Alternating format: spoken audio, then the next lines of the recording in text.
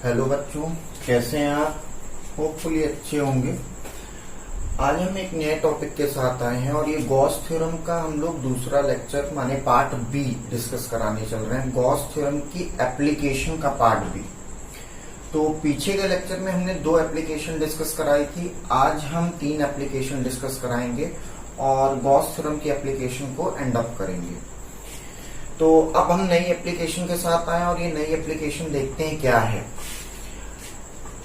अब हम electric field निकालेंगे किसके द्वारा? एक सॉलिड स्फीयर के द्वारा। सॉलिड स्फीयर समझते हैं? सॉलिड स्फीयर माने क्रिकेट बॉल। क्रिकेट बॉल माने इसके अंदर मटेरियल कंटेन्ड होता है, ठीक है, मटेरियल होता है। तो वैसे ही हम एक सॉलिड स्फीयर ले रहे हैं, एक सॉलिड स्फीयर। सॉलिड का मतलब समझ रहे हैं? ठोस। तो एक सॉलिड स्फीयर ले रहे हैं और इस सॉलिड स्फीयर के अंदर चार्जेस हैं, ठीक है। इस सॉलिड स्फीयर के अंदर चार्जेस हैं ढेर सारे और ये सॉलिड स्फीयर नॉन कंडक्टिंग है। आई रिपीट, नॉन कंडक्टिंग है। समझ रहे हैं? पिछले लेक्चर में हमने आपको कंडक्टिंग और नॉन कंडक्टिंग समझाया था। तो यहाँ पे जो सॉलिड स्फीयर है, ठोस स्फीयर है, इसके अंदर चार्जेस हैं ढेर सारे। पॉजिटिव चार्ज मान लीजिए, ढेर सारे पॉजिटिव चार्ज हैं और ये स्फीयर के अंदर पॉजिटिव चार्ज सारे के सारे। और ये स्फीयर जो है वो स्फीयर नॉन कंडक्टिंग है। समझ रहे हैं बात को? अब हम स्फीयर के द्वारा, इस स्फीयर के द्वारा इसके अंदर, मतलब स्फीयर के अंदर इलेक्ट्रिक फील्ड कैलकुलेट करेंगे, स्फीयर के सरफेस पे इलेक्ट्रिक फील्ड कैलकुलेट करेंगे और स्फीयर के बाहर इलेक्ट्रिक फील्ड कैलकुलेट करेंगे। मतलब एक नॉन कंडक्टिंग स्फीयर लिया गया है और इस नॉन कंडक्टिंग स्फीयर के अंदर चार्जेस यूनिफॉर्मली डिस्ट्रीब्यूटेड हैं। पॉजिटिव चार्ज यूनिफॉर्मली डिस्ट्रीब्यूटेड हैं इस सॉलिड स्फीयर के अंदर। और ये स्फीयर क्या है? नॉन कंडक्टिंग है। हम इसके अंदर इलेक्ट्रिक फील्ड निकालेंगे, सरफेस पे इलेक्ट्रिक फील्ड निकालेंगे और सरफेस के माने स्फीयर के बाहर इलेक्ट्रिक फील्ड निकालेंगे गॉस थ्योरम की मदद से, गॉस लॉ की मदद से। चलिए करने चलते हैं, निकालने चलते हैं। तो सबसे पहले हम क्या करेंगे, एक स्फीयर मानेंगे। ये एक सॉलिड स्फीयर है आपका, ये एक सॉलिड स्फीयर है। सॉलिड स्फीयर के अंदर पॉजिटिव चार्जेस यूनिफॉर्मली डिस्ट्रीब्यूटेड, ठीक है, पॉजिटिव चार्जेस यूनिफॉर्मली डिस्ट्रीब्यूटेड है। इस सॉलिड स्फीयर के अंदर चार्ज हैं, ध्यान रखिएगा, ठीक है। देखिए, चार्जेस यूनिफॉर्मली डिस्ट्रीब्यूटेड, एक स्फीयर, ठीक है।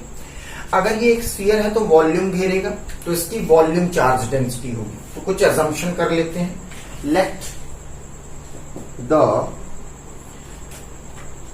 Late rho be the volume charge density, ठीक है, and capital R be the radius, capital R be the radius. साथ में ये एक सॉलिड स्फीयर है और सॉलिड स्फीयर है तो ये किसी मटेरियल का बना होगा। अगर ये मटेरियल का बना है तो इसके मटेरियल की परमिटिविटी हम कितनी ले लें? एप्सिलॉन। किसी मीडियम की परमिटिविटी, क्योंकि देखिए मीडियम की परमिशन अलग होती है, ये बात तो हमने आपको बहुत पहले बता दी थी। तो एक मटेरियल है, मटेरियल की परमिटिविटी हम कितनी ले लें? परमिटिविटी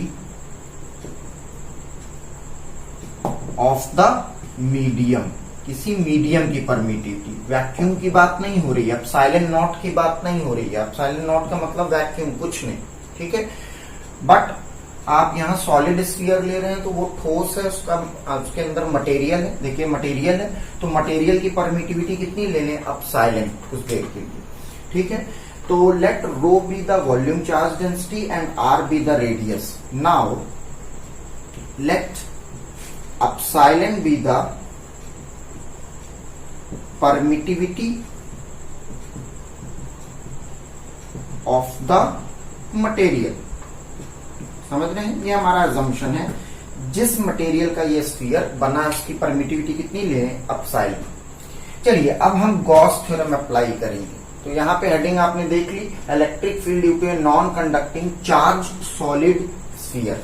और ये चार्जेस क्या है? यूनिफॉर्मली डिस्ट्रीब्यूटेड है और हम इलेक्ट्रिक फील्ड कैलकुलेट करना चाह रहे हैं गॉस लॉ की मदद से। चलिए कैलकुलेट कर लेते हैं।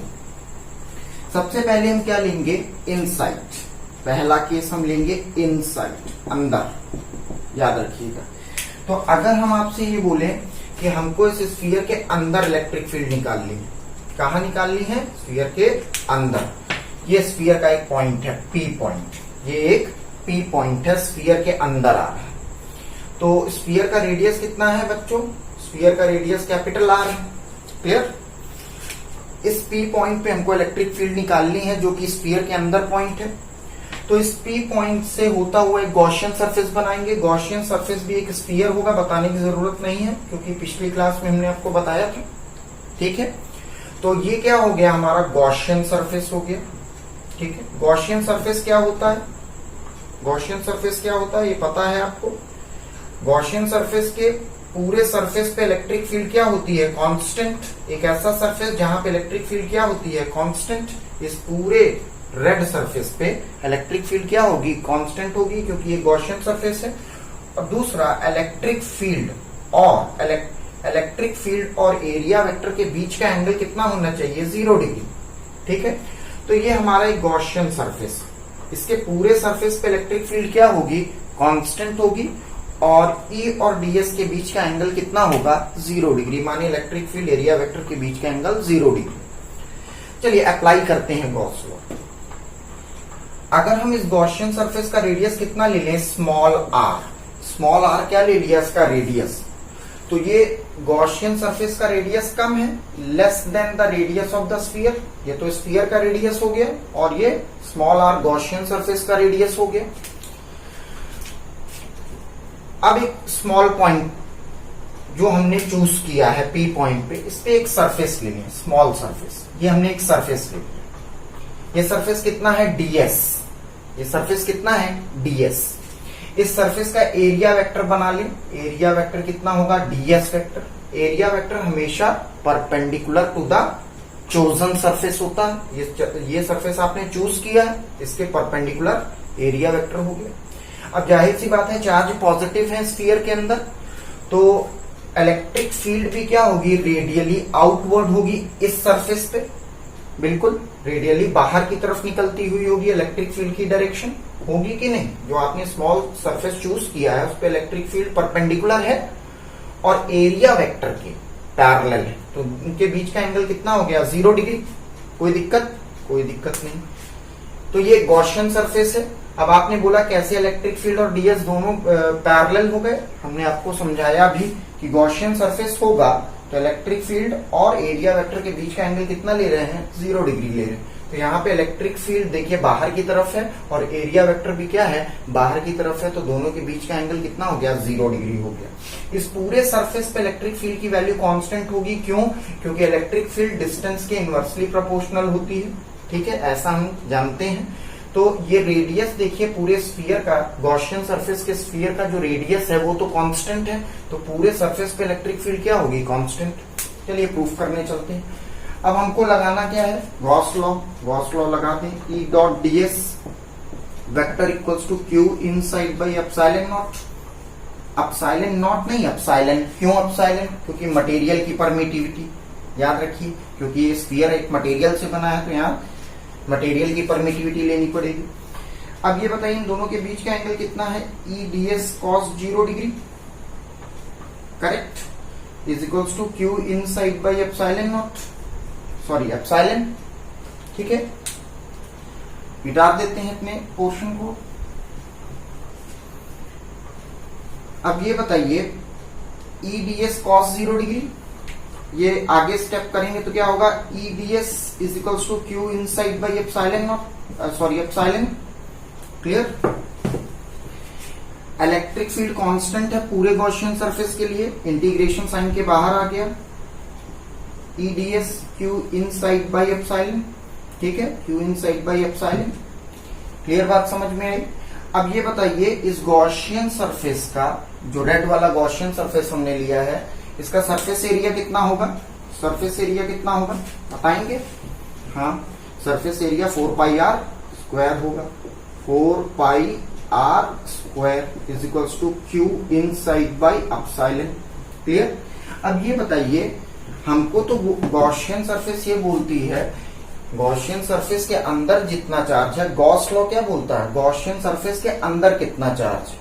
तो यहाँ पे गॉसियन सरफेस के अंदर तो इतना ही चार्ज आ रहा है ना, देखिए इतना ही चार्ज तो आ रहा है। स्फीयर इतना बड़ा है, गॉसियन सरफेस इतना छोटा है, ठीक है। तो गॉसियन सरफेस के अंदर खाली इतना ही तो चार्ज आ रहा है, क्लियर। तो अब हम क्यू इनसाइड निकालेंगे। क्यू इनसाइड का मतलब गॉसियन सरफेस के अंदर कितना चार्ज है। चलिए Q inside is equals to, अब ये बताइए कि एक यूनिट वॉल्यूम में कितना चार्ज है, रो, ठीक है। एक यूनिट वॉल्यूम में रो चार्ज है, तो गॉसियन सरफेस के वॉल्यूम से मल्टीप्लाई कर दें। अगर एक यूनिट वॉल्यूम में इतना चार्ज है तो गॉसियन सरफेस के वॉल्यूम से क्या कर दें, मल्टीप्लाई कर दें। कर दिया तो टोटल इनसाइड चार्ज आ गया। किसके इनसाइड, गॉसियन सरफेस के इनसाइड चार्ज आ गया। मतलब गॉसियन सरफेस के अंदर इतना चार्ज होगा। एक यूनिट वॉल्यूम में charge, volume of the Gaussian surface 4/3 pi R cube, ठीक है। अब ये वैल्यू उठा के यहाँ पुट कर दें, कितना हो गया 4 pi R square is equals to 4/3 pi R cube rho divided by epsilon. Pi से पाई चला गया, 4 से 4 चला गया, आर स्क्वायर से एक पावर चली गई। इलेक्ट्रिक फील्ड कितनी आई, बचा कितना यहाँ रो आर, एक आर यहाँ बचा है, डिवाइडेड बाय कितना होगा एप्सिलॉन, दैट इज 3 एप्सिलॉन, 3 नीचे आएगा 3 एप्सिलॉन। अब देखिए इलेक्ट्रिक फील्ड जो है वो सॉलिड नॉन कंडक्टिंग स्फीयर के लिए, स्फीयर के अंदर इलेक्ट्रिक फील्ड का फॉर्मूला ये बन के आया।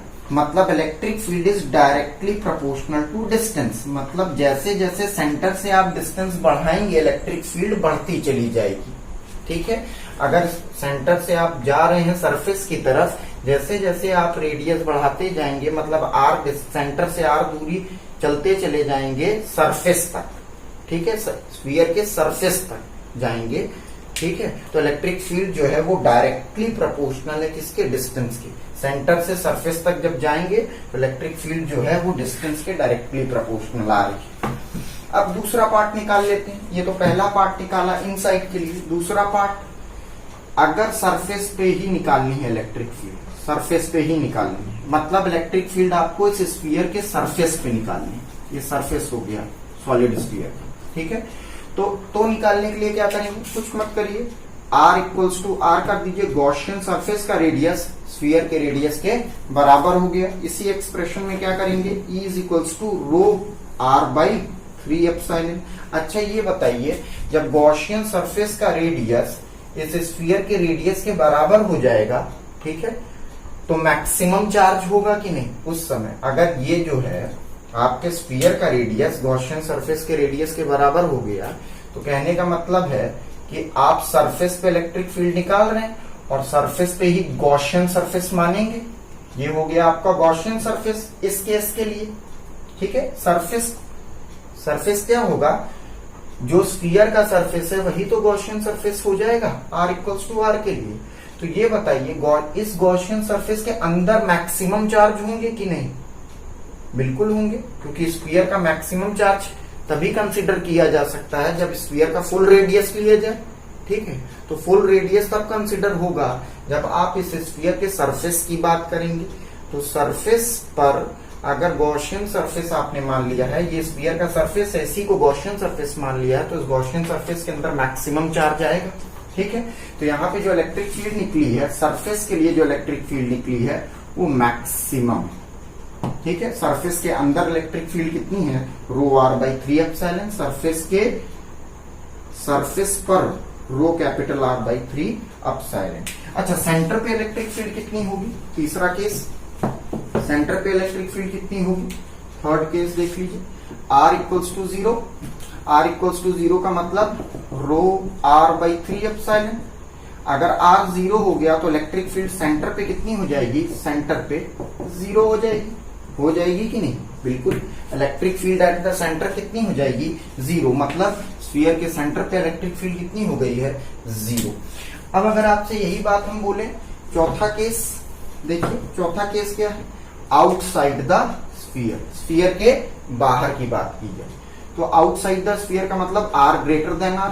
गॉसियन सरफेस का रेडियस स्फीयर के रेडियस से बड़ा होगा। अब जो गॉसियन सरफेस आप लेंगे उसका रेडियस ये रहा, देखिए उसका radius small R which will be greater than the radius of the sphere. ये स्फीयर हो गया आपका जिसके अंदर चार्ज है। तो यहां पे जब भी आपसे ये बोला जाए कि एक सॉलिड स्फीयर है चाहे हॉलो स्फीयर है, स्फीयर चाहे जैसा हो, अगर आप स्फीयर के बाहर इलेक्ट्रिक फील्ड निकाल रहे हैं तो स्फीयर को क्या मान लेंगे, एक पॉइंट चार्ज मान लेंगे। और वो पॉइंट चार्ज कहां पे केंद्रित होगा, सेंटर पे। तो इस पूरे स्फीयर को हम क्या मान ले, एक पॉइंट चार्ज मान ले। और वो पॉइंट चार्ज कहां पे पड़ा हुआ है, इस स्फीयर के सेंटर पे। ठीक है, तो जब भी आपसे बोला जाए स्फीयर के बाहर इलेक्ट्रिक फील्ड निकालिए तो स्फीयर को क्या ट्रीट कर लिया करिए, as a point charge treat कर लिया करिए। तो यहाँ पे इलेक्ट्रिक फील्ड क्या हो जाएगी, ये पूरा स्फीयर एक पॉइंट चार्ज बन जाएगा, क्योंकि स्फीयर के बाहर आप इलेक्ट्रिक फील्ड निकाल रहे हैं। तो 1/4 पाई एप्सिलॉन नॉट मान लेते हैं कि इस स्फीयर पे टोटल चार्ज कितना है, Q टोटल।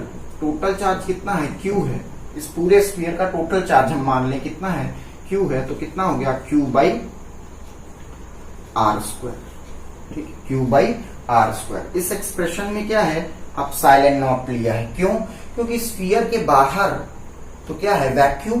तो इसलिए यहाँ पे एप्सिलॉन नॉट लिया है, क्योंकि स्फीयर को क्या मान लिया है, एज ए पॉइंट चार्ज मान लिया है। तो याद रखिए स्फीयर के बाहर जब भी इलेक्ट्रिक फील्ड निकालनी है तो स्फीयर को क्या मान लेंगे, एक पॉइंट चार्ज मान लेंगे। और पॉइंट चार्ज जैसा ट्रीटमेंट करेंगे, वो पॉइंट चार्ज सेंटर पे केंद्रित होगा। तो उसके द्वारा, इस स्फीयर के द्वारा आउटसाइड इलेक्ट्रिक फील्ड इतनी निकलेगी। अब हम एक ग्राफ प्लॉट कर लें। आपका ग्राफ कैसा होगा ये बता दें आपको। देखिए ये हो गया डिस्टेंस, ये हो गया इलेक्ट्रिक फील्ड। ठीक है, नॉन कंडक्टिंग सॉलिड स्फीयर के लिए ग्राफ बना रहे हैं। ठीक है, तो मान लेते हैं कि ये कोई डिस्टेंस ले लें हम, ये कोई डिस्टेंस ले लें r = r का। ठीक है, मतलब ये सरफेस पे, सरफेस पॉइंट। तो यहाँ पे इलेक्ट्रिक फील्ड क्या होगी, मैक्सिमम, क्योंकि r = r है। अभी समझाया मैक्सिमम इलेक्ट्रिक फील्ड क्यों होगी। ठीक है, तो अगर आप सरफेस से बाहर जाते हैं तो इलेक्ट्रिक फील्ड कैसी होगी, इनवर्स स्क्वायर लॉ फॉलो करेगी। ठीक है, electric field is inversely proportional to 1/r²। ठीक है, अगर आप स्फीयर से बाहर जाते हैं तो स्फीयर को पॉइंट चार्ज मानेंगे, तो पॉइंट चार्ज के केस में इनवर्स स्क्वायर लॉ लगेगा। तो इधर की साइड का ग्राफ ऐसा होगा। क्लियर बात समझ में आ रही है आपको। और अगर इधर की साइड आएंगे, ये r > r के लिए है, या r = r के लिए पॉइंट है। सरफेस पे मैक्सिमम इलेक्ट्रिक फील्ड, सरफेस से बाहर electric field square law follow करेगी, इनवर्स स्क्वायर लॉ। और अगर r r होगा, r होगा, मतलब कि स्फीयर के अंदर इलेक्ट्रिक फील्ड का कैसा बिहेवियर होगा, नेचर होगा, तो क्या फॉलो करेगी, एक is directly proportional to r होगी। तो इलेक्ट्रिक फील्ड एक स्ट्रेट लाइन में जाएगी। ये क्या हो गया, एक स्ट्रेट लाइन हो गया। समझ रहे हैं बात को, क्यों स्ट्रेट लाइन हो गया, क्योंकि ρr/3 एप्सिलॉन अभी हमने electric field inside the solid non conducting sphere की निकाली। यहाँ पे electric field is directly proportional to distance. तो एक स्ट्रेट लाइन जाएगी, सरफेस पे मैक्सिमम, फिर इनवर्स स्क्वायर लॉ फॉलो करेगी स्फीयर से बाहर। ये आउटसाइड की बात है। ठीक है, ये ऑन द सरफेस की, ये स्फीयर के अंदर, दैट इज r r। याद रखिएगा, ये ग्राफ आपको ध्यान में होना चाहिए। चलिए अब अगली हम एक नेक्स्ट एप्लीकेशन डिस्कस कराते हैं। ये भी बहुत इंपॉर्टेंट है और बोर्ड के बच्चों के लिए नेक्स्ट एप्लीकेशन बहुत इंपॉर्टेंट है, जिससे ने कई बार क्वेश्चंस पूछे। चलिए डिस्कस करा के देख लेते हैं। चलिए बच्चों, हम लोग नेक्स्ट एप्लीकेशन पे बढ़ जाते हैं। और ये नेक्स्ट एप्लीकेशन है, एक इनफाइनाइट थिन प्लेन शीट लेंगे और उसके द्वारा इलेक्ट्रिक फील्ड कैलकुलेट करेंगे। तो हमारा नेक्स्ट टॉपिक क्या है, नेक्स्ट एप्लीकेशन क्या है, electric field due to a thin infinite plane sheet of charge. अब इसको थोड़ा समझा दें, डिस्क्राइब कर दें आपको। ये एक प्लेन शीट दिख रही है आपको, ये बहुत पतली शीट है और इस पे मान लेते हैं चार्जेस क्या है, डिस्ट्रीब्यूटेड है। इस पे क्या है, चार्जेस डिस्ट्रीब्यूटेड है। चलिए चार्जेस को क्या कर दें, डिस्ट्रीब्यूट कर दें। ठीक, ये देखिए हमने चार्जेस को क्या कर दिया, डिस्ट्रीब्यूट कर दिया। ऐसे पूरी शीट में चार्जेस क्या हैं, डिस्ट्रीब्यूटेड। एक प्लेन शीट दिख रही है आपको, बिल्कुल बहुत पतली सी शीट दिख रही है ना, उस पे हमने चार्जेस को यूनिफॉर्मली डिस्ट्रीब्यूट कर दिया। और ये जो शीट की लेंथ है, लंबाई ये इनफाइनाइट लेंथ की लंबाई है। तो समझ रहे हैं, ये शीट इनफाइनाइट लेंथ की है और इस पे चार्जेस क्या हैं, यूनिफॉर्मली डिस्ट्रीब्यूटेड। अब हम इस शीट के द्वारा इस पॉइंट पे, नियर बाई पॉइंट पे, ये नियर बाई पॉइंट है, ठीक है, इस पॉइंट पे हम इलेक्ट्रिक फील्ड कैलकुलेट करेंगे गॉस लॉ की मदद से। मतलब एक प्लेन शीट है, उस पे चार्जेस क्या है, यूनिफॉर्मली डिस्ट्रीब्यूटेड है और ये शीट की जो लेंथ है वो क्या है, इनफाइनाइट लेंथ। और इनफाइनाइट लेंथ है और इनफाइनाइट लेंथ तक चार्जेस यूनिफॉर्मली डिस्ट्रीब्यूटेड है। और इस पॉइंट पे, नियर बाई पॉइंट पे शीट के हम क्या कैलकुलेट करेंगे, इलेक्ट्रिक फील्ड कैलकुलेट करेंगे। किसकी मदद से कैलकुलेट करेंगे, गॉस लॉ की मदद से। अब आपका ये बोलना है सर शीट के इधर भी चार्जेस होंगे, इधर भी चार्जेस होंगे, दोनों साइड चार्जेस होंगे क्या? समझिए, शीट इतनी पतली है कि इसकी एक साइड अगर हमने चार्ज दे दिया है, ठीक है, तो वो दूसरे साइड अपीयर हो गया। समझ रहे हैं बात को, इतनी पतली शीट है इसकी, फिर भी इस पेपर की कुछ थिकनेस है। अगर हमने एक यहाँ पे चार्जेस दिया तो इतनी पतली शीट है कि चार्ज का इफेक्ट इधर भी दिखाई दे रहा है और चार्ज का इफेक्ट इधर भी दिखाई दे रहा है। लेफ्ट पे भी इफेक्ट है चार्ज का और चार्ज का इफेक्ट उधर भी है। तो बहुत पतली शीट होने के कारण चार्जेस अगर आप वहां डिस्ट्रीब्यूट करते हैं तो उसका इफेक्ट इधर भी आएगा और उसका इफेक्ट उधर भी जाएगा। ध्यान में रखिएगा, थिन शीट है तभी ऐसा होगा। थिन शीट के लिए चार्ज का इफेक्ट, मान लेते हैं कि आपने चार्ज इधर दिया तो उसका इफेक्ट इधर भी मिलेगा और उधर भी मिलेगा, ठीक है। तो ध्यान में रखिएगा, किसी एक साइड आप चार्ज डिस्ट्रीब्यूट कर दीजिए, चाहे राइट हैंड शीट के इस साइड चार्ज डिस्ट्रीब्यूट करिए, चाहे तो चार्ज इस साइड डिस्ट्रीब्यूट करिए। किसी एक साइड आपने चार्ज डिस्ट्रीब्यूट कर दिया तो उसका इफेक्ट आपको दोनों तरफ दिखाई देगा। थिन शीट की एक खासियत होती है। चलिए प्रूफ करने चलते हैं। ये टॉपिक हमने लिख दिया है, चलिए प्रूफ करते हैं। मान लेते हैं ये कोई शीट है आपके पास, ये शीट दिख रही है और इस पे चार्जेस जो है वो यूनिफॉर्मली डिस्ट्रीब्यूटेड है, चार्जेस को यूनिफॉर्मली डिस्ट्रीब्यूट करते हैं, ठीक। हमने चार्जेस को यूनिफॉर्मली डिस्ट्रीब्यूट कर दिया। शीट की लेंथ कितनी है, इनफाइनाइट लेंथ, ध्यान रखिएगा इस चीज को, ये चार्जेस इनफाइनाइट तक डिस्ट्रीब्यूट है। हमने एक साइड चार्ज को डिस्ट्रीब्यूट किया, उसका इफेक्ट इधर भी मिलेगा और उसका इफेक्ट इधर भी मिलेगा। किसी एक साइड चार्ज को डिस्ट्रीब्यूट करिए, दोनों साइड नहीं करना है। समझ रहे हैं बात को, क्योंकि एक साइड करने पे इफेक्ट दोनों साइड मिल रहा है। चार्ज को डिस्ट्रीब्यूट एक साइड करने पे इफेक्ट दोनों साइड मिल रहा है, क्योंकि शीट बहुत थिन है। अब आपसे ये बोला जाए कि इस पी पॉइंट पे हमको इलेक्ट्रिक फील्ड कैलकुलेट करनी है। किधर कैलकुलेट करनी है, इस पी पॉइंट पे, ठीक। ये पी पॉइंट या तो यहाँ पे भी हो सकता है या तो ये पी पॉइंट आप यहाँ पे भी ले सकते हैं, ठीक है। पी पॉइंट आप इधर भी ले सकते हैं, डिपेंड ऑन यू। चलिए अभी के लिए हम क्या बोल रहे हैं कि पी पॉइंट यहाँ लाई कर रहा है। तो इस पी पॉइंट पे आप क्या कैलकुलेट करना चाह रहे हैं, इलेक्ट्रिक फील्ड कैलकुलेट करना चाह रहे हैं। तो गॉसियन सरफेस कैसा ले लें, तो गॉसियन सरफेस इस केस में एक सिलेंडर होगा, ठीक है। अब देखिए, सिलेंडर लिया, ये सिलेंडर क्लोज होगा, तो हम क्या कर रहे हैं, एक सिलेंडर बना रहे हैं जो कि इस शीट को चीरता हुआ उधर की साइड निकला है। ये देखिए, शीट को चीरता हुआ किधर की साइड निकला है, मतलब पियर्स करता हुआ, छेद करता हुआ उधर की साइड निकला है। कुछ ऐसा सिलेंडर हमने माना। ये आपका क्या हो गया, गॉसियन सरफेस हो गया, ठीक है, गॉसियन सरफेस हो गया। अब गॉसियन सरफेस हमने क्या लिया, एक सिलेंडर लिया और इस सिलेंडर को क्लोज किया। यहां से सिलेंडर गया इस साइड और क्लोज हो गया, ठीक है। सिलेंडर एक 3D फिगर। अब ऐसा समझिए कि कुछ सिचुएशन ऐसी, सिचुएशन आपको बता दें, समझा दें, जरूरी है। तो ये शीट है, तो सिचुएशन कुछ ऐसी दिख रही है, आपको दिखाते हैं। एक सिचुएशन कैसी है, कुछ ऐसी देख रहे हैं आप। देखिए, ये एक सिलेंडर है, देखिए मार्कर एक सिलेंड्रिकल शेप दिख रहा है, सॉलिड क्लोज्ड सिलेंडर। देखिए हम क्या करें कि ये एक गॉसियन सरफेस मान लें। देख लीजिए, ये क्या हो गया, एक गॉसियन सरफेस हो गया। देख रहे हैं बात को।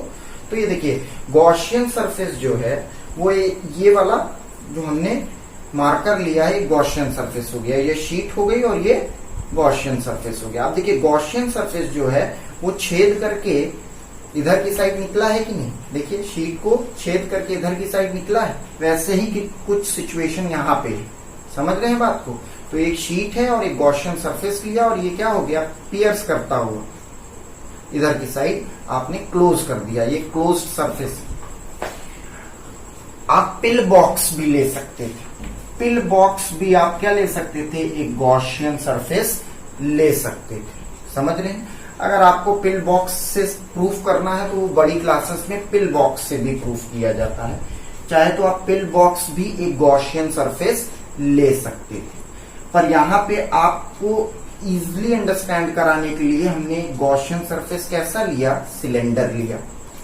अब मान लेते हैं जो हमने गॉसियन सरफेस एक सिलेंडर लिया है, ये क्लोज्ड सरफेस है, इसका ये वाला सरफेस डेल्टा एस हो गया। अब ये एक राइट सिलेंडर है तो ये वाला सरफेस और ये वाला सरफेस दोनों बराबर होंगे डेल्टा एस, तो ये वाला सरफेस भी क्या होगा, डेल्टा एस, कोई दिक्कत। तो ये तीनों सरफेस जो है वो delta S delta S delta S हमने ले लिए। अब इस सरफेस पे का हम क्या बना ले, एक एरिया वेक्टर, तो ये क्या हो गया, delta S vector area vector इस सरफेस का बाहर की तरफ बना लिया, कोई दिक्कत नहीं। हमेशा एरिया वेक्टर क्या होता है, परपेंडिकुलर टू द एरिया, तो इस एरिया के परपेंडिकुलर एरिया वेक्टर होगी। इस सरफेस का भी हमने क्या बना दिया, डेल्टा एस वेक्टर, क्या बना लिया, एक एरिया वेक्टर बना लिया। अब आप हमको ये बताइए, इसका कर्व्ड सरफेस भी तो है, सिलेंडर गोल है तो कर्व्ड सरफेस है। अब कर्व्ड सरफेस मान लेते हैं कि हमने क्या ले लिया, डेल्टा एस डैश वेक्टर, ये हमने कर्व्ड सरफेस का क्या ले लिया, एक कर्व्ड सरफेस का एरिया वेक्टर ले लिया, या फिर कह सकते हैं डेल्टा एस कर्व्ड पार्ट पे, डेल्टा एस कर्व्ड पार्ट पे, सिलेंडर का जो कर्व्ड वाला पार्ट है, गोल वाला पार्ट है, उस पे हमने डेल्टा एस एक छोटा सा पोर्शन लिया एरिया का, और उसका एरिया वेक्टर कैसा हो गया, delta S dash. Delta S dash इसका एक स्मॉल पोर्शन हो गया एरिया का, कर्व्ड सरफेस का, और उसका हमने क्या ले लिया, एरिया वेक्टर, जो कि क्या है, इस सरफेस के परपेंडिकुलर है। क्लियर बात समझ में आई आपको। अब चलिए अप्लाई करते हैं गॉस लॉ। जरा इलेक्ट्रिक फील्ड की डायरेक्शन बताएंगे।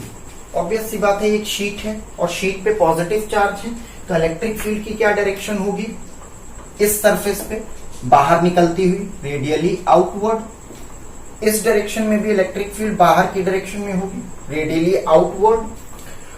और इस केस में देखिए इलेक्ट्रिक फील्ड बाहर निकलती हुई है, ठीक है, जरा देखिए, है ना, इलेक्ट्रिक फील्ड तो बाहर की तरफ निकलेगी, radially outward and perpendicular to the sheet, ये समझा चुके हैं। Electric field will be perpendicular to the sheet and radially outward. तो ये दोनों सरफेस से देखिए इलेक्ट्रिक फील्ड पास हो रही है, इधर से भी पास हुई, इधर से भी पास हुई, माने इधर सरफेस से भी पास हो रही है। अब जरा एंगल देख लें, यहां पे इलेक्ट्रिक फील्ड और डेल्टा एस वेक्टर के बीच का एंगल कितना है, 0 degree. Area vector electric field के बीच का angle 0 degree, area vector electric field के बीच का एंगल इस सरफेस पे कितना हो गया, 0 डिग्री। कितना हो गया, 0 डिग्री। जरा कर्व्ड सरफेस की बात देखिए, कर्व्ड सरफेस पे एरिया वेक्टर और इलेक्ट्रिक फील्ड, एरिया वेक्टर और इलेक्ट्रिक फील्ड दोनों ही क्या है, 90 डिग्री पे है। मतलब थीटा एंगल कितना हो गया, 90 डिग्री, ठीक। तो मतलब कि कर्व्ड सरफेस से कोई भी फ्लक्स पास नहीं होगा। पास होने का मतलब समझते हैं, क्रॉस नहीं होगा। तो कर्व्ड सरफेस से कोई भी इलेक्ट्रिक फ्लक्स क्रॉस नहीं हो रहा है, ये पता चल रहा है आपको, क्योंकि एरिया वेक्टर कर्व्ड सरफेस का area vector delta dash vector ले लिया और इलेक्ट्रिक फील्ड इस डायरेक्शन की है, तो दोनों के बीच का एंगल 90 डिग्री। कॉस 90 कितना होता है, 0। तो मतलब कि कर्व्ड सरफेस से कोई भी इलेक्ट्रिक फ्लक्स क्रॉस नहीं करेगा। इलेक्ट्रिक फ्लक्स कहां से क्रॉस कर रहा है, इस एरिया से और इस एरिया से। देखिए इलेक्ट्रिक फील्ड बाहर की ओर निकल रही है ना, तो फ्लक्स इससे पास होगा और फ्लक्स इससे पास होगा, ठीक है। तो टोटल फ्लक्स कैलकुलेट कर लें। ई डॉट डेल्टा डीएस कितना होगा, एक तो इस सरफेस से कितना फ्लक्स पास हो रहा है, E dot delta S vector vector, clear, और एक इस सरफेस से पास हो रहा है E dot delta S vector vector, plus एक कर्व्ड सरफेस से पास हो रहा है E dot delta S dash vector vector. अब ये कर्व्ड सरफेस से कोई भी फ्लक्स पास नहीं हो रहा, अभी बताया क्यों, क्योंकि डॉट प्रोडक्ट आप हटाएंगे, ठीक है, डॉट प्रोडक्ट आप हटाएंगे, ई डेल्टा एस कॉस 90 डिग्री, तो ये कितना हो गया 0, तो ये कर्व्ड पार्ट से कोई भी फ्लक्स पास नहीं हो रहा, माने फ्लक्स इधर से पास हो रहा है ऐसे, फ्लक्स ऐसे पास हो रहा है, ठीक है, और फ्लक्स ऐसे पास हो रहा है, समझ रहे हैं बात को, इन दोनों सरफेस से फ्लक्स बाहर की तरफ निकल रहा है। तो यहां पे ये दोनों को जोड़, इनका पहले डॉट प्रोडक्ट हटा दें, ई delta S cos 0 degree plus ई डेल्टा एस कॉस 0 डिग्री, ठीक है, तो टोटल फ्लक्स आएगा कितना, ये टोटल फ्लक्स ही तो निकाल रहे हैं, ठीक है, तो ये आएगा 2 डेल्टा एस, इन दोनों को जोड़ दीजिए तो टोटल फ्लक्स हमारे पास आ गया, कोई दिक्कत। अब गॉस थ्योरम क्या बोलती है, E dot D S is equals to Q inside by epsilon naught, Q inside by epsilon naught. चलिए बढ़ जाते हैं आगे, इतनी बातें क्लियर हो गई होंगी मेरे ख्याल से। अब ये बताइए कि बना डेल्टा एस वेक्टर बाहर की तरफ, इलेक्ट्रिक फील्ड भी बाहर की तरफ। चलिए अब ये बताइए गॉसियन सरफेस के अंदर कितना चार्ज आ रहा है, गॉसियन सरफेस के अंदर, ये गॉसियन सरफेस है आपका, सिलेंडर एक गॉसियन सरफेस है, तो उसके अंदर तो खाली इतना ही चार्ज आ रहा है ना, ध्यान से देखिए, ठीक है, इस गॉसियन सरफेस के अंदर तो इतना ही चार्ज आ रहा है, क्लियर बात समझ में आई। तो यहाँ पे हमने क्या कैलकुलेट किया, E dot D S equals to Q inside by epsilon naught, जो इन साइड है ये गॉसियन सरफेस के अंदर का चार्ज है, तो गॉसियन सरफेस के अंदर तो इतना ही चार्ज है ना, क्लियर बात समझ में आई मेरे ख्याल से। अब यहाँ पे एक चीज का अजम्पशन पहले कर लेना चाहिए था, पर आप एग्जाम में पहले कर लीजिएगा, अभी हम कर देते हैं, let sigma be the surface charge density, let sigma be the surface charge density. Surface charge density कितनी है, सिग्मा, सिग्मा का मतलब एक यूनिट सरफेस में कितना चार्ज है, इस शीट में चार्जेस डिस्ट्रीब्यूटेड है, तो सरफेस चार्ज डेंसिटी कितनी ले लें, प्लस सिग्मा, क्लियर। तो एक यूनिट सरफेस में इतना चार्ज है, तो गॉसियन सरफेस के अंदर कितना चार्ज होगा, ये बताइए, गॉसियन सरफेस के अंदर तो इतना ही चार्ज होगा ना, ठीक, एक यूनिट सरफेस में सिग्मा चार्ज है, तो गॉसियन सरफेस के अंदर तो इतना ही चार्ज है ना, ठीक है, तो गॉसियन सरफेस के अंदर का चार्ज कैलकुलेट करना है, कर लेते हैं, Q in side will be एक यूनिट सरफेस में जितना चार्ज और गॉसियन सरफेस में जितना चार्ज, कितना चार्ज होगा, सिग्मा इंटू डेल्टा एस। अच्छा, इतना ही सरफेस तो सिलेंडर का शीट का घेर रहा है। अब देखिए सिलेंडर का इतना ही सरफेस तो आप कह सकते हैं कि शीट को घेर रहा है कि नहीं, तो इतना सरफेस क्या हो गया, डेल्टा एस। ये देखिए ये सरफेस क्या हो गया, डेल्टा एस। तो इस डेल्टा एस सरफेस के अंदर कितना चार्ज है, कितना चार्ज है, सिग्मा से मल्टीप्लाई कर दीजिए, ठीक है, sigma into delta S will give us the charge inside the Gaussian surface. इस गॉसियन सरफेस के अंदर इतना ही तो चार्ज आ रहा है, ठीक। यहाँ पे ये क्या हो गया, ये कितना सरफेस है, डेल्टा एस, क्योंकि ये डेल्टा एस है तो ये भी डेल्टा एस होगा, तो ये भी डेल्टा एस होगा, क्योंकि राइट सर्कुलर सिलेंडर है। तो एक यूनिट सरफेस पे इतना सिग्मा चार्ज है, तो सिग्मा इंटू डेल्टा एस कर देंगे तो गॉसियन सरफेस के अंदर चार्ज आ जाएगा। तो हमने निकाल लिया गॉसियन सरफेस के अंदर चार्ज। अब क्या कर दीजिए, अप्लाई कर दीजिए। चलिए अप्लाई कर देते हैं। पीछे क्या कैलकुलेट किया था, 2e डेल्टा एस इतना portion two E delta S. Q inside कितना हो गया, बोलिए, क्यू इनसाइड कितना हो गया, sigma delta S by epsilon not.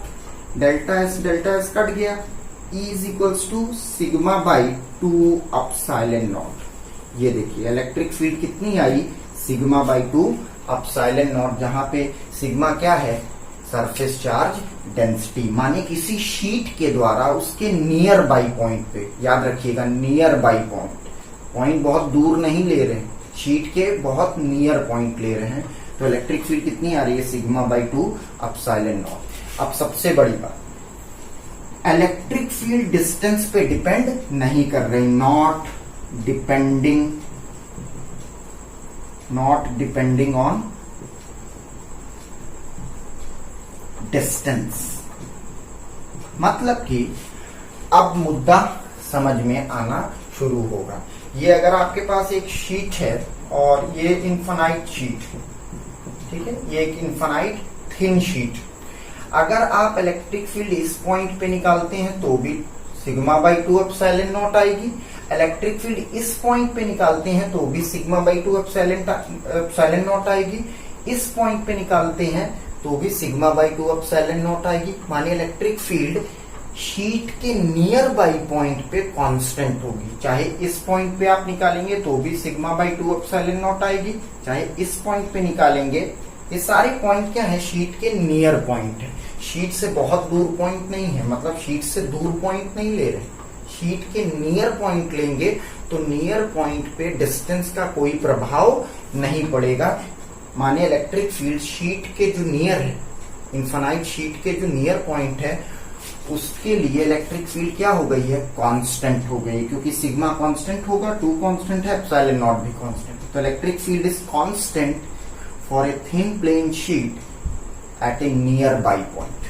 अगर यही पॉइंट आप दूर चले जाएंगे तो शीट एक पॉइंट चार्ज बन जाएगी। मतलब आपने डिस्टेंस कैसा ले लिया है, ध्यान में रखिए, अगर ये शीट आपकी है और आप डिस्टेंस बहुत ज्यादा ले रहे हैं, शीट से बहुत दूर चले जाएं, ठीक है, तो शीट को क्या ट्रीट कर लेंगे, as a point charge treat कर लेंगे। याद रखिएगा, sheet will be a point charge in that case. अगर ये पॉइंट नियर पॉइंट है, शीट के बहुत करीब है, तो इलेक्ट्रिक फील्ड इतनी आएगी। इतनी बात मेरे ख्याल से आपको बहुत अच्छे से समझ में आ रही है। एक बात समझा दें आपको, बहुत जरूरी है, मेरे ख्याल से काफी बच्चे इस चीज को समझना चाहते हैं। ये शीट तो इन्फिनाइट लेंथ की है, बोलिए हाँ, बिल्कुल। अब जब हमने गॉस थ्योरम अप्लाई की, E dot delta S is equals to Q inside by epsilon naught, clear. अब ये बताइए, जब हम गॉस थ्योरम अप्लाई करते हैं तो जो ये क्यू इनसाइड है, ये तो वो लेते हैं जो गॉसियन सरफेस के अंदर होता है, जो चार्ज गॉसियन सरफेस के अंदर होता है। तो आपने बोला जब हम फ्लक्स कैलकुलेट कर रहे थे, फ्लक्स माने ये वाला टर्म, जब हम फ्लक्स कैलकुलेट कर रहे थे तो हमने वो चार्ज कंसिडर किए जो गॉसियन सरफेस के अंदर है, ठीक है। तो यहां पे जो आप पी पॉइंट पे इलेक्ट्रिक फील्ड निकाले हैं सर, इस पी पॉइंट पे जो आपने इलेक्ट्रिक फील्ड कैलकुलेट की है, वो इलेक्ट्रिक फील्ड तो खाली इतने ही चार्ज के द्वारा है ना, नहीं। ध्यान रखिएगा, गॉस थ्योरम का सबसे बड़ा उपयोग यही है। आप फ्लक्स तो कैलकुलेट कर रहे हैं इनसाइड चार्ज के द्वारा, पर ये जो फ्लक्स में इलेक्ट्रिक फील्ड का एक्सप्रेशन है, फ्लक्स में जो इलेक्ट्रिक फील्ड का एक्सप्रेशन कैलकुलेट होके आएगा, वो इलेक्ट्रिक फील्ड जितने सराउंडिंग में चार्ज हैं, उन सारे चार्ज के द्वारा इलेक्ट्रिक फील्ड कैलकुलेट होके आएगी गॉस लॉ में, समझ लीजिए। मतलब कि हमने फ्लक्स कैलकुलेट करते हुए तो खाली इतना चार्ज लिया था, पर जो इलेक्ट्रिक फील्ड का यहाँ पे फॉर्मूला बना, वो तो पूरी इन्फिनाइट शीट के द्वारा बना। मतलब जितने चार्जेस इन्फिनाइट शीट के अंदर होंगे, उन सारे चार्जेस के द्वारा इलेक्ट्रिक फील्ड यहाँ पे कैलकुलेट होके आई है, कितनी, सिग्मा बाई 2 एप्सिलॉन नॉट। सबसे बड़ा यूज बता रहे हैं। तो जब भी आप फ्लक्स कैलकुलेट करते हैं तो इनसाइड लेते हैं, पर जो इलेक्ट्रिक फील्ड कैलकुलेट होके आती है, वो सारे पूरे शीट पे जितना चार्ज है उसके द्वारा आती है। तो कोई भी आप एप्लीकेशन करेंगे उसमें यही है। पीछे अभी हमने आपको एक एप्लीकेशन कराई थी, एक लाइन चार्ज डेंसिटी थी, एक वायर है, इस वायर के द्वारा पी पॉइंट पे इलेक्ट्रिक फील्ड की वैल्यू कितनी आई थी, 2 pi lambda by 2 pi epsilon naught R इतनी आई थी। पीछे अभी एप्लीकेशन डिस्कस कराई थी। ये जो इलेक्ट्रिक फील्ड की वैल्यू आई है ये पूरी इन्फिनाइट वायर के द्वारा आई है। समझ रहे हैं बात को? तो याद रखिए वही समझाने में लगे हैं कि आप कंसिडर तो इतना करते हैं पर जो इलेक्ट्रिक फील्ड कैलकुलेट होके आती है ऑटोमेटिकली वो इलेक्ट्रिक फील्ड पूरे चार्जेस के द्वारा आती है। माने शीट पे जितने भी चार्ज होंगे, शीट जितनी भी लंबी होगी, इनफाइनाइट लेंथ की लंबी है तो सारे चार्जेस के द्वारा इलेक्ट्रिक फील्ड पी पॉइंट पे कैलकुलेट होती है। ये गॉस थ्योरम अप्लाई करने के लिए आपको ये बातें ध्यान में रखनी पड़ेंगी कि जो इलेक्ट्रिक फील्ड का एक्सप्रेशन है वो पूरे चार्ज के द्वारा आया है, खाली इतने चार्ज के द्वारा नहीं। इतने चार्ज के द्वारा तो हमने खाली फ्लक्स कैलकुलेट किया था ये, पर जो फ्लक्स में ये वाला टर्म है वो जितने चार्जेस सराउंडिंग में, जितने भी चार्ज होंगे सराउंडिंग। अब यहाँ सराउंडिंग में खाली शीट पे चार्ज है तो शीट इन्फिनाइट लेंथ की है तो इन्फिनाइट चार्जेस द्वारा इलेक्ट्रिक फील्ड आई। समझाना जरूरी था। आगे बढ़ते हैं। अब मुद्दा आपसे ले लें, अगर हम बोले कि ये तो बहुत थिन शीट है, तो बहुत थिन शीट है, क्लियर बात समझ में आई आपके? शीट बहुत थिन है मतलब पतली। अगर शीट की कुछ मोटाई हो जाए, ठीक है, यूनिफॉर्म थिकनेस की शीट हो जाए, यूनिफॉर्म थिकनेस, ठीक, अगर शीट जो है शीट ऑफ यूनिफॉर्म चार्ज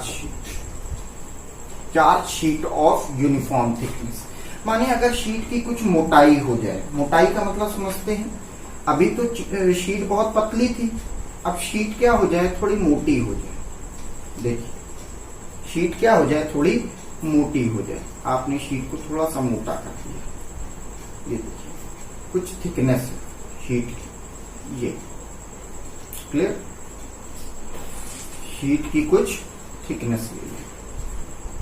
देखिए शीट की कुछ मोटाई हो गई कि नहीं। अब शीट के दो सरफेस हो गए, कैसे आपको समझा देते हैं। शीट के दो सरफेस हो गए, कैसे, देखिए इधर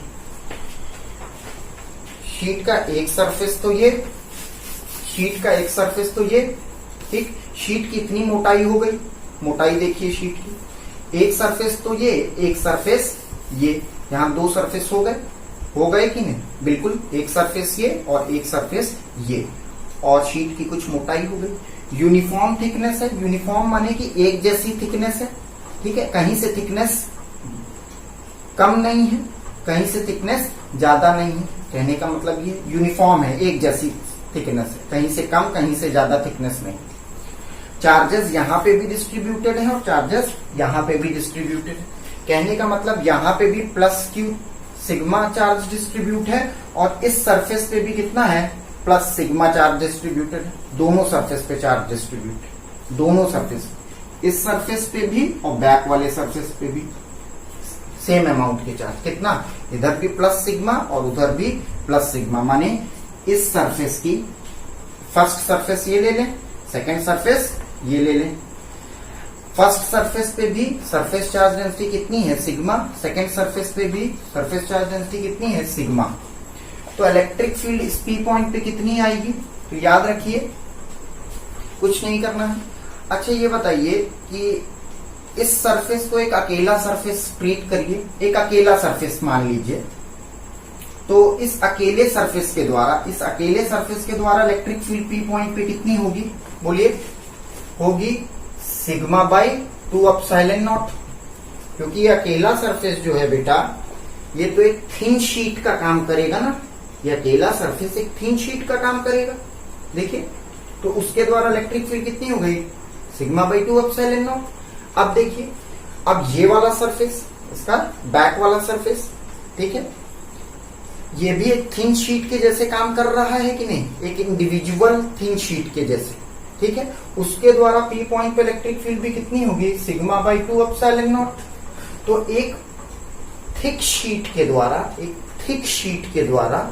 इलेक्ट्रिक फील्ड पी पॉइंट पे कितनी हो जाएगी, सिग्मा बाई एप्सिलॉन नॉट। क्यों, क्योंकि फर्स्ट सरफेस के द्वारा, ये हो गया फर्स्ट फर्स्ट सरफेस के द्वारा इलेक्ट्रिक फील्ड कितनी है, sigma by 2 epsilon not. Second surface के द्वारा इलेक्ट्रिक फील्ड कितनी है, सिग्मा बाई 2 एप्सिलॉन नॉट। ये फर्स्ट सरफेस के द्वारा, ये सेकेंड सरफेस के द्वारा इलेक्ट्रिक फील्ड, ठीक है। तो टोटल इलेक्ट्रिक फील्ड कितनी होगी, सिग्मा बाई एप्सिलॉन नॉट। बात ध्यान में रखिएगा, थिक शीट है तो एक थिक शीट का एक सरफेस, सिर्फ एक सरफेस, एक प्लेन शीट, एक प्लेन थिन शीट ट्रीट कर सकते हैं कि नहीं, बिल्कुल ट्रीट कर सकते हैं, ठीक। अगर ये एक थिक शीट है तो खाली आप एक सरफेस की बात अगर करेंगे तो वो एक क्या होगा, थिन प्लेन शीट जैसा वर्क करेगा। तो उसके द्वारा इलेक्ट्रिक फील्ड कितनी होगी, इतनी। अब इसका बैक वाला सरफेस ले लीजिए, ठीक है। अब इसका बैक वाला सरफेस भी क्या होगा, एक थिन शीट के जैसे काम करेगा, तो उसके द्वारा भी इलेक्ट्रिक फील्ड कितनी होगी, सिग्मा बाई 2 एप्सिलॉन नॉट। तो इलेक्ट्रिक फील्ड टोटल कितनी हो गई, सिग्मा बाई एप्सिलॉन नॉट, किसी थिक शीट के द्वारा। चलिए कंडक्टिंग के बारे में भी समझा दें आपको, जरूरी है समझना आपका।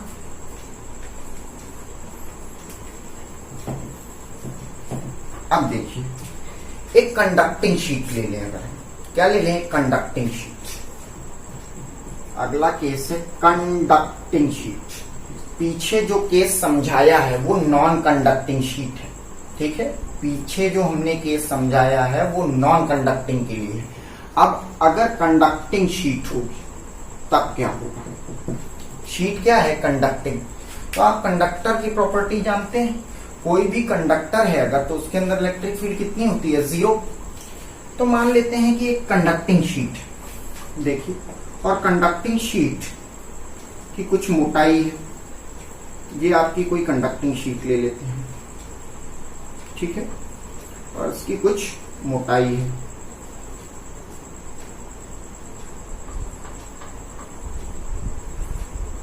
समझ गए, ये कंडक्टिंग शीट है।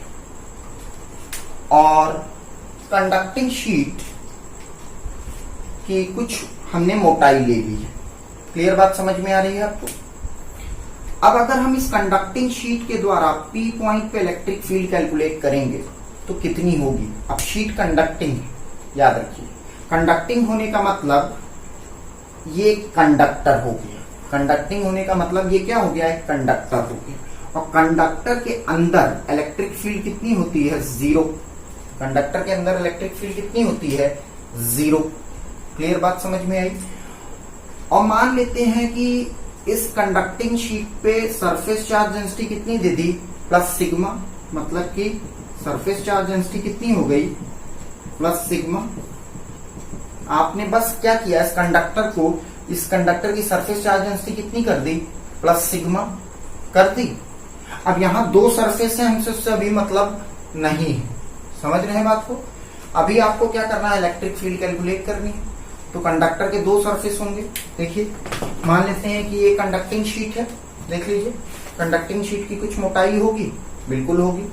तो यहां पे हमने प्लस सिग्मा चार्ज दिया, किसको, इस शीट को प्लस सिग्मा चार्ज दिया।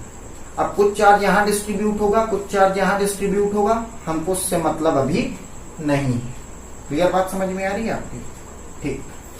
अगर हम आपसे ये बात बोलें सिंपल भाषा में कि इस कंडक्टर के अंदर, ये देखिए इस कंडक्टर के अंदर वाला पॉइंट क्या होगा बेटा, इस कंडक्टर के अंदर मतलब यहां कहीं पॉइंट की बात की जा रही है, अंदर, ठीक है, इस मोटाई के अंदर, इस कंडक्टर के अंदर इलेक्ट्रिक फील्ड कितनी होगी, 0 होगी कि नहीं, बिल्कुल होगी। चलिए गॉसियन सरफेस बना लेते हैं और इलेक्ट्रिक फील्ड कैलकुलेट करते हैं। अगर हम गॉसियन सरफेस बनाएंगे तो हमने एक गॉसियन सरफेस बनाया, देखिए ये गॉसियन सरफेस, क्योंकि हमको इस पी पॉइंट पे इलेक्ट्रिक फील्ड निकालनी है, तो गॉसियन सरफेस हमने यहां से बनाया। और ये देखिए गॉसियन सरफेस, इस सिलेंडर को माना, इस सिलेंडर का जो दूसरा एंड है वो कंडक्टर के अंदर लाई कर रहा है। कहां लाई कर रहा है, कंडक्टर के अंदर। याद रखिए कुछ ऐसी सिचुएशन दिखा दे रहे हैं।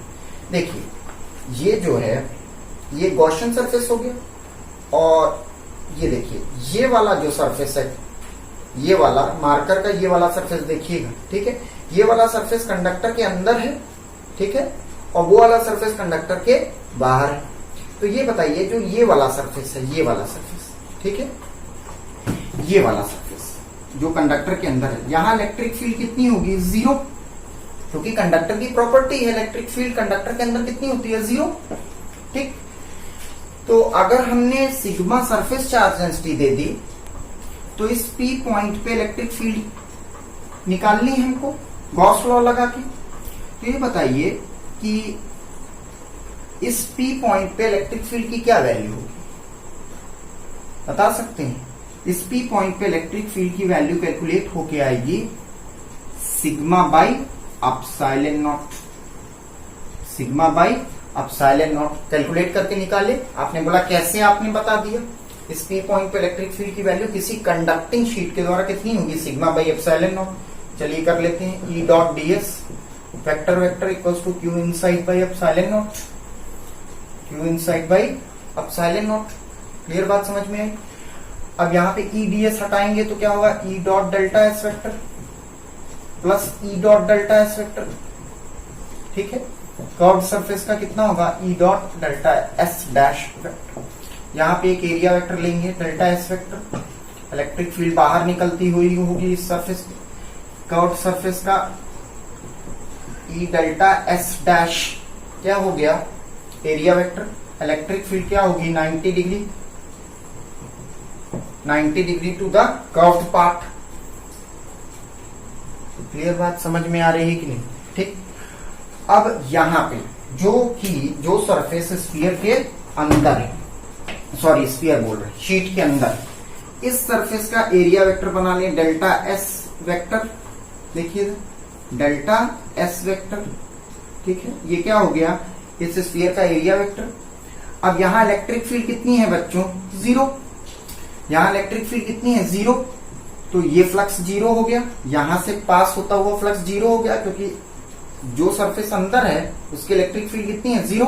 तो ये सब इसकी इलेक्ट्रिक फील्ड हो गई 0। अब इस सरफेस से फ्लक्स कितना पास हो रहा है, E डेल्टा S। ठीक है, और कर्व्ड पार्ट से फ्लक्स कितना पास हो रहा है, यहां डॉट प्रोडक्ट लगा दे, डॉट प्रोडक्ट हटाएंगे तो cos 90 आएगा। तो कर्व्ड पार्ट से भी फ्लक्स कितना हो गया, 0। हुआ कि नहीं? तो टोटल फ्लक्स कितना आया, बोलो? टोटल फ्लक्स आया E dot delta S vector. खाली इसी सरफेस से जो फ्लक्स पास हो रहा है वही तो होगा टोटल फ्लक्स। डॉट प्रोडक्ट हटा दीजिए, E delta S cos 0 degree कितना हो गया, E delta S 5 total. Clear बात समझ में आई आपके? तो ये टोटल फ्लक्स आया, ये किसके बराबर होगा, Q inside by epsilon not के। अब Q इनसाइड का मतलब अभी बताया था। अब ये बताइए इनसाइड का मतलब खाली इतना ही सरफेस, खाली इतना ही सरफेस पे जो चार्ज होंगे, इतने ही सरफेस के पर जो चार्ज होंगे वही तो फ्लक्स के लिए इफेक्टिव होंगे।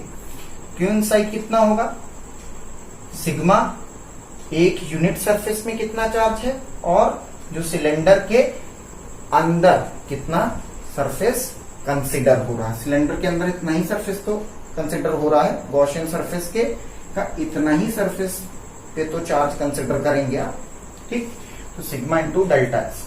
तो यहाँ कितना हो जाएगा, E delta S is equals to Q inside by epsilon naught. ठीक है, that is sigma delta S by epsilon naught. Delta S cut गया, E is equals to sigma by epsilon naught. मतलब किसी कंडक्टिंग शीट के द्वारा उसके nearby point पे electric field कितनी होती है, सिग्मा बाई एप्सिलॉन नॉट। किसी थिन शीट के द्वारा कितनी होती है, थिन शीट के द्वारा कितनी होती है, sigma by 2 epsilon naught. Clear समझ में आ रहा है?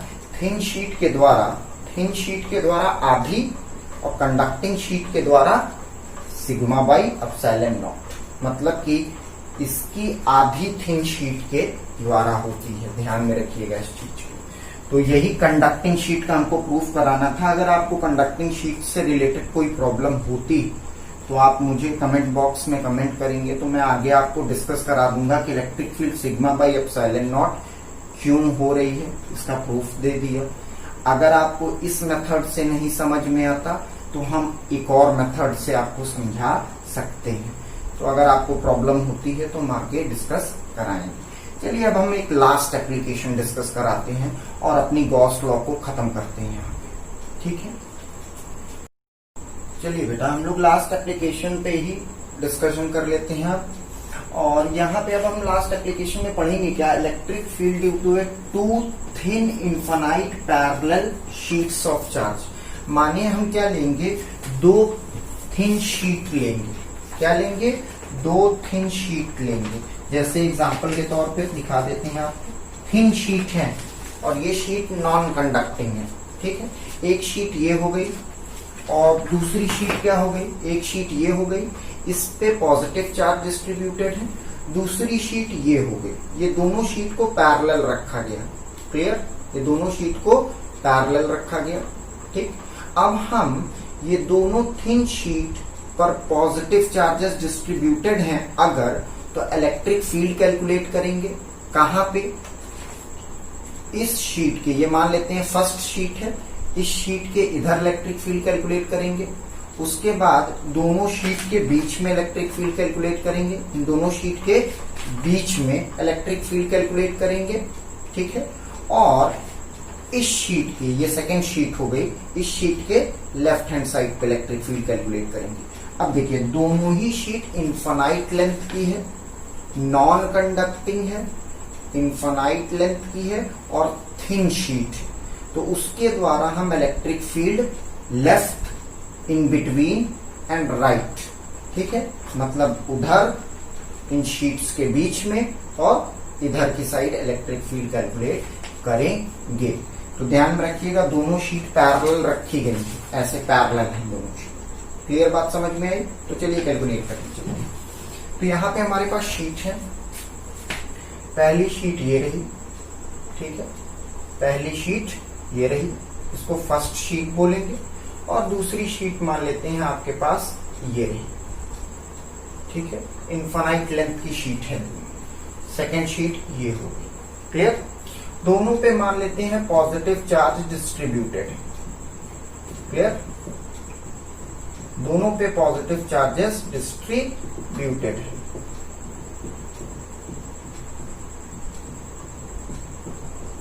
ठीक है, अब मान लेते हैं कि इसकी सरफेस चार्ज डेंसिटी कितनी ले लें, सिग्मा 1, और इसकी सरफेस चार्ज डेंसिटी कितना ले लें, सिग्मा 2।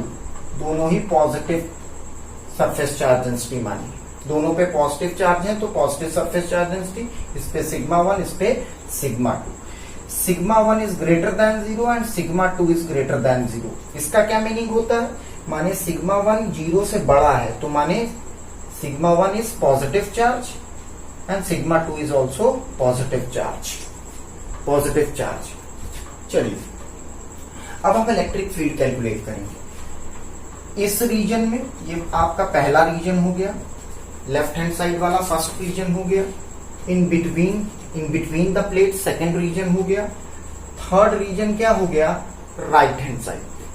क्लियर बात। तो फर्स्ट रीजन, सेकेंड रीजन और थर्ड रीजन में हम इलेक्ट्रिक फील्ड कैलकुलेट करेंगे इन दोनों पैरेलल शीट के द्वारा। चलिए कैलकुलेट कर लेते हैं। अगर हम आपसे ये बोले कि इलेक्ट्रिक फील्ड क्या है, एक वेक्टर क्वांटिटी है, तो डायरेक्शन ध्यान में रखिएगा। तो फर्स्ट रीजन की कैलकुलेट करने चलते हैं। फर्स्ट रीजन की इलेक्ट्रिक फील्ड कैलकुलेट करते हैं। तो फर्स्ट रीजन पे एक पॉइंट ले लें, पी पॉइंट। इस पी पॉइंट पे पहली शीट के द्वारा, फर्स्ट शीट के द्वारा इलेक्ट्रिक फील्ड किस डायरेक्शन में होगी, इलेक्ट्रिक फील्ड की ये डायरेक्शन होगी E1। क्लियर। तो इलेक्ट्रिक फील्ड E1 इस डायरेक्शन की होगी कि नहीं। तो और इस शीट के द्वारा, सेकेंड शीट के द्वारा इस पी पॉइंट पे इलेक्ट्रिक फील्ड की क्या डायरेक्शन होगी, वो भी इसी डायरेक्शन में होगी, क्योंकि ये भी पॉजिटिव शीट है।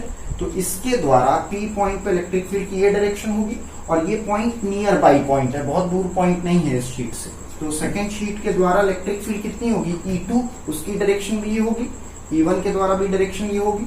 तो मान लेते हैं इस डायरेक्शन को हम नेगेटिव चूज कर ले, तो ये डायरेक्शन ऑटोमेटिकली पॉजिटिव हो जाएगी वेक्टर के अकॉर्डिंग। ये डायरेक्शन नेगेटिव है तो वो डायरेक्शन क्या हो जाएगी, positive. This is positive, then this is negative. तो ये बताइए, इसके द्वारा भी इलेक्ट्रिक फील्ड इस डायरेक्शन में, इसके द्वारा भी इलेक्ट्रिक फील्ड इस डायरेक्शन में, तो टोटल इलेक्ट्रिक फील्ड कितनी होगी बेटा, टोटल इलेक्ट्रिक फील्ड निकालें फर्स्ट रीजन में। Total electric field first region की कितनी होगी, E1 प्लस E2 होगी कि नहीं। अब इलेक्ट्रिक फील्ड को क्या साइन मिलना चाहिए डायरेक्शन के अकॉर्डिंग, नेगेटिव। तो -E1 माइनस E2। E1 कितना होगा, एक थिन शीट के द्वारा भी बताया था, नियर बाई पॉइंट पे इलेक्ट्रिक फील्ड कितनी होती है, सिग्मा बाई 2 एप्सिलॉन नॉट, है ना, होती है। यहाँ पे चार्ज डेंसिटी कितनी है, सिग्मा 1, तो sigma 1 by 2 epsilon not minus इस पर कितनी होगी charge density, sigma 2 by 2 epsilon not. तो यहां से माइनस साइन कॉमन निकाल ले, बचेगा क्या अंदर, बोलिए, minus 1 by 2 epsilon naught common निकाले, बचेगा अंदर sigma 1 plus sigma 2 with a minus sign. तो ये हो गई फर्स्ट रीजन की इलेक्ट्रिक फील्ड, हो गई कि नहीं।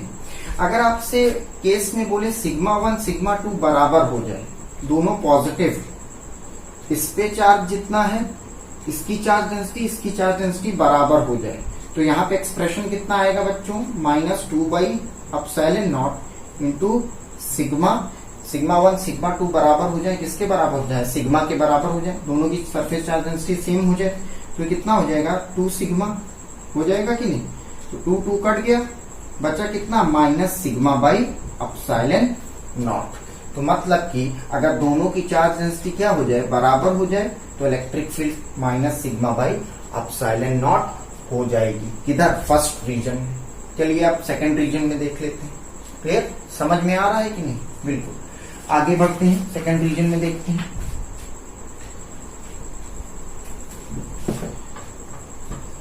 सेकंड रीजन में अगर बात करेंगे, ये पॉइंट मान ले P, ठीक है, मान लेते हैं पॉइंट P डैश हो गया, क्योंकि P यहां माना था, यहाँ P डैश पॉइंट मान ले। इस P पॉइंट पे, ये P पॉइंट इन दोनों के बीच में आ रहा है, तो इस वाली शीट के द्वारा इलेक्ट्रिक फील्ड किस डायरेक्शन में होगी, इस डायरेक्शन में, E1 वेक्टर।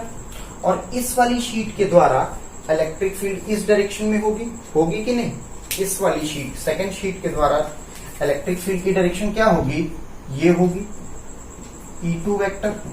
क्लियर, समझ में आया। तो इस P डैश पॉइंट पे नेट फील्ड सेकंड रीजन के लिए निकाल रहे हैं, तो नेट फील्ड कितनी होगी, E सेकंड रीजन पे कितनी होगी, E। अब ये बताइए, जो फील्ड इधर है उसको माइनस साइन, जो फील्ड उधर है उसको प्लस साइन, तो कितनी होगी, E1 minus E2। Clear, according to the direction sign दे रहे हैं, according to the direction sign दिया जा रहा है, E1 पॉजिटिव, E2 नेगेटिव। तो कितनी होगी, sigma by 2 epsilon not, sigma 1 by 2 epsilon not, E2 की कितनी होगी, sigma 2 by 2 epsilon naught. Common निकाल लीजिए, 2 एप्सिलॉन नॉट कॉमन निकला, सिग्मा 1 माइनस सिग्मा 2। इतनी फील्ड कहां होगी, इन बिटवीन द टू शीट, ठीक। अगर सिग्मा 1 सिग्मा 2 बराबर हो जाए, दोनों की सरफेस चार्ज डेंसिटी बराबर हो जाए, सिग्मा के बराबर हो जाए, तो इलेक्ट्रिक फील्ड कितनी हो जाएगी, 0। कितनी हो जाएगी, 0। मतलब अगर दोनों की सरफेस चार्ज डेंसिटी क्या हो जाए, बराबर हो जाए, तो यहाँ पे फील्ड कितनी हो जाएगी, इन बिटवीन 0 हो जाएगी। समझ पाए। तो ये केस है, एक केस स्टडी। तीसरा रीजन देख लेते हैं। चलिए तीसरा थर्ड रीजन देखते हैं, थर्ड रीजन का केस देखते हैं। थर्ड रीजन कहाँ ले लें, मान लेते हैं ये पॉइंट थर्ड रीजन में आ रहा है, उधर की side P double dash point ले लें। क्यों P डबल डैश लिया, क्योंकि यहाँ P डैश लिया था। अब पहली वाली शीट के द्वारा इलेक्ट्रिक फील्ड इस डायरेक्शन में होगी, ठीक है, E1 वेक्टर, क्लियर। और दूसरी वाली शीट के द्वारा, सेकेंड वाली शीट के द्वारा P पॉइंट पे इलेक्ट्रिक फील्ड किस डायरेक्शन में होगी, इसी डायरेक्शन में तो होगी, बिल्कुल, E2 वेक्टर। अब नेगेटिव साइन इस डायरेक्शन को दिया गया, पॉजिटिव साइन उस डायरेक्शन को दिया गया। ये नेगेटिव और पॉजिटिव साइन आप अपने अकॉर्डिंग चूज कर सकते हैं, इसको नेगेटिव ले सकते थे, इसको पॉजिटिव ले सकते थे, बट हमने प्रूफ में क्या लिया है, इसको पॉजिटिव लिया और इसको नेगेटिव लिया। तो अगर पॉजिटिव ये डायरेक्शन है, तो यहाँ पे दोनों इलेक्ट्रिक फील्ड इसी डायरेक्शन में तो है, पॉजिटिव डायरेक्शन। थर्ड रीजन में कैलकुलेट कर लीजिए कितनी हो जाएगी इलेक्ट्रिक फील्ड, बोलिए। अगर इलेक्ट्रिक फील्ड थर्ड रीजन की बात करेंगे तो कितनी हो गई, E1 प्लस E2, दोनों को पॉजिटिव साइन मिलेगा, क्योंकि देख लीजिए पॉजिटिव डायरेक्शन चूज की हमने। तो हो गई sigma by 2 epsilon not, sigma 1 by 2 epsilon not, sigma 2 by 2 epsilon not second sheet के द्वारा, तो ये हो गई 1/2 एप्सिलॉन नॉट, कॉमन निकाला सिग्मा 1 प्लस सिग्मा 2। अगर दोनों की सरफेस चार्ज डेंसिटी सेम हो जाए तो क्या होगा यहाँ पे 1/2 एप्सिलॉन नॉट इंटू 2 सिग्मा, यही तो होगा, बोलिए। बिल्कुल। तो थर्ड रीजन की इलेक्ट्रिक फील्ड कितनी हो जाएगी उस केस में, sigma by epsilon not. 2 cut गया। तो याद रखिए ये केस है, केस स्टडी, ठीक। तो ये क्या है, जनरल एक्सप्रेशन, उसकी केस स्टडी। अगर दोनों की सरफेस चार्ज डेंसिटी सेम हो जाती है तो क्या होगा, सिग्मा बाई एप्सिलॉन नॉट इधर minus sigma by epsilon not इधर और 0 मिड में। इतनी बातें मेरे ख्याल से आपको क्लियर हो गई होंगी। चलिए एक लास्ट केस स्टडी पढ़ लें, जरूरी है मेरे ख्याल से आपके लिए, ठीक है। अगर आपसे ये बोले कि ये एक शीट है, दूसरी शीट ये है, दोनों ही इनफाइनाइट लेंथ की है, पैरेलल शीट, इस पे हमने पॉजिटिव चार्ज को डिस्ट्रीब्यूट किया, क्लियर, और इस पे नेगेटिव चार्ज को डिस्ट्रीब्यूट किया। माने इसकी surface charge density minus sigma, इसकी surface charge density plus sigma. तो फर्स्ट रीजन में इलेक्ट्रिक फील्ड कितनी होगी, जब आप कैलकुलेट करेंगे इसी तरीके से जैसे हमने कैलकुलेट किया, तो यहां फर्स्ट रीजन में इलेक्ट्रिक फील्ड 0 आएगी। थर्ड रीजन में इलेक्ट्रिक फील्ड कितनी आएगी, थर्ड रीजन में इलेक्ट्रिक फील्ड कितनी आएगी, वो भी आएगी इलेक्ट्रिक फील्ड जब आप कैलकुलेट करेंगे, जैसे अभी हमने कैलकुलेट किया केस स्टडी लेके। थर्ड रीजन में भी इलेक्ट्रिक फील्ड 0 आएगी, फर्स्ट रीजन में भी इलेक्ट्रिक फील्ड 0 आएगी, but in between the plate electric field कितनी आएगी, सिग्मा बाई एप्सिलॉन नॉट। समझ रहे हैं। अगर एक पॉजिटिव प्लेट है और एक नेगेटिव शीट, एक पॉजिटिव शीट है एक नेगेटिव शीट है, तो हमेशा शीट के बिटवीन में इलेक्ट्रिक फील्ड कितनी होती है, sigma by epsilon not. Left और राइट पे कितनी हो जाती है, 0। बट अगर दोनों पॉजिटिव, दोनों शीट क्या है, पॉजिटिव, ठीक है, दोनों शीट पॉजिटिव है अगर, तो लेफ्ट पे इलेक्ट्रिक फील्ड कितनी होगी, sigma by epsilon not, right पे भी इलेक्ट्रिक फील्ड कितनी होगी, सिग्मा बाई एप्सिलॉन नॉट, और इन बिटवीन इलेक्ट्रिक फील्ड कितनी होगी, 0। अगर दोनों पॉजिटिव, अगर एक पॉजिटिव और नेगेटिव शीट है तो मिड में कितनी होगी, sigma by epsilon not, left पे 0 राइट पे 0। क्लियर बात समझ में आई। अब आपने बोला अगर दोनों ही नेगेटिव हुई तो, सर दोनों ही नेगेटिव हुई तो भी लेफ्ट पे क्या होगी, sigma by epsilon not, mid पे कितनी होगी, 0, और राइट पे कितनी होगी, सिग्मा बाई एप्सिलॉन नॉट। तो ये बातें ध्यान में रख लीजिएगा। चलिए गॉस की एप्लीकेशन यहाँ खत्म हो जाती है। अगर आपको गॉस की एप्लीकेशन और कुछ जानकारी लेनी हो तो आप कमेंट बॉक्स पे हमें कमेंट करके जान सकते हैं, तो हम आगे का डिस्कशन लेके चलेंगे। तब तक के लिए धन्यवाद। अगले लेक्चर में आएंगे कुछ नई चीजें लेके, पोटेंशियल लेके, और गॉस थ्योरम, कूलम्स लॉ को हम प्रूफ करेंगे, गॉस